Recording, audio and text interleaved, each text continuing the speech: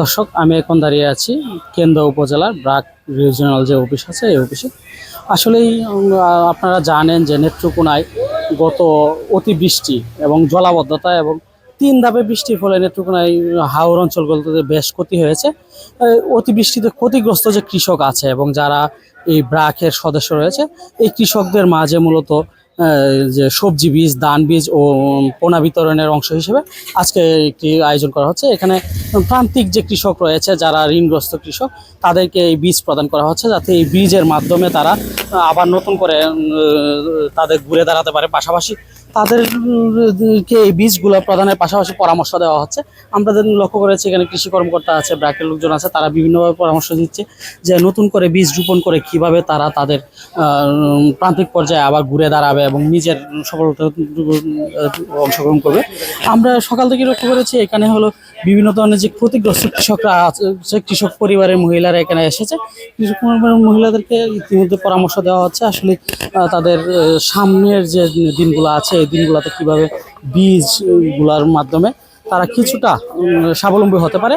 আমরা যদি আসলে এখানে যে কৃষি কর্মকর্তা আছে ওনার সাথে যদি একটু কথা বলি, যে একটু যদি আমাদের বলতেন আজকের যে উদ্যোগটি নেওয়া হচ্ছে এই উদ্যোগটি নিয়ে আপনি কি বলবেন, যে হঠাৎ করে ক্ষতিগ্রস্ত কৃষকদের জন্য যে ব্র্যাকের উদ্যোগটা?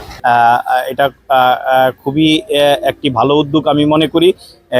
কারণ আমাদের যে বিগত 1.5 থেকে 2 মাস আগে যে আকস্মিক বন্যা বা ভারী বৃষ্টিপাতের কারণে কম বেশি সকলেরই কিন্তু কিছু ফসলের ক্ষতি হয়েছে, হয়তোবা সেটা মাঠে হয়েছে অথবা পোস্ট হারভেস্ট লস বা যে কর্তন পরবর্তীতে যে ব্যবস্থাপনায় হয়তোবা অনেক ধান কৃষকের কিন্তু যে শুকাতে পারে নাই, দেখা গেছে যে খলাতেই নষ্ট হয়ে গেছে। তো এটা একটা ভালো উদ্যোগ। আর আর হাইব্রিড আমরা আমাদের সরকারও এখন চাচ্ছে হাইব্রিডের আবাদ বাড়ানোর জন্য। এখন এটা হয়তোবা যে আমাদের হাইব্রিডের সম্প্রসারণেও একটা ভালো ভূমিকা রাখবে বলে আমি মনে করি।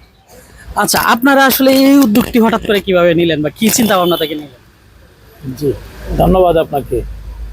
যেহেতু একটা খুব আর্লি বন্যা হলো, অতিবৃষ্টি হলো, সেই অতিবৃষ্টিতে আমাদের যেহেতু অনেক সদস্য আছে যারা ক্ষতিগ্রস্ত হয়েছে, পাশাপাশি এখানে শুধু আমাদের যারা ব্র্যাকের সদস্য তারা না, ব্র্যাকের বাহিরে অন্যান্য যারা ক্ষতিগ্রস্ত আছে সবার ক্ষেত্রে কিন্তু আমরা এই সুযোগ সুবিধাটা দিচ্ছি। বিশেষ করে যেহেতু তারা একটা ফসলে ক্ষতিগ্রস্ত হলো, এখন যদি আমরা তাদেরকে এই হাইব্রিড আমন বীজটা যদি আমরা দেই, তাহলে তারা আর্লি বীজতলাটা করে পরবর্তী ফলনের জন্য তারা একটা ভালো মানে তারা যে ক্ষতিগ্রস্ত হলো সেটা কাটায় ওঠার জন্যই আমাদের এই ধান বীজটা দেওয়া আর কি।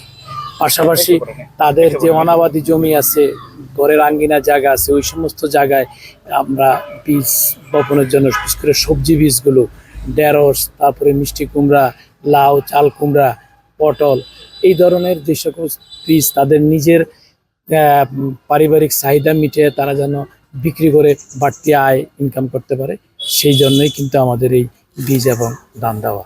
ধন্যবাদ। আসলেই আমরা জানছিলাম যে কৃষি ঋণ বা যে কৃষি যে সহায়তাগুলো করে থাকে এনজিও গুলা, কৃষকদের মাধ্যমে আমরা বিভিন্ন সময় জানছিলাম যে তাদের পক্ষ থেকে যদি কোনো সহযোগিতা করা হয় তাহলে হয়তো বা কৃষকরা উপকৃত হবে। তারই উদ্যোগ হিসেবে ব্র্যাক থেকে মূলত এই সহযোগিতাগুলো করা হচ্ছে। পাশাপাশি আমরা বলবো যে পাশাপাশি অন্য যে এনজিও গুলো আছে তারাও যদি এগিয়ে আসে তাহলে ক্ষতিগ্রস্ত কৃষকরা কিছুটা তাদের ক্ষতি থেকে কাটিয়ে উঠতে পারবে।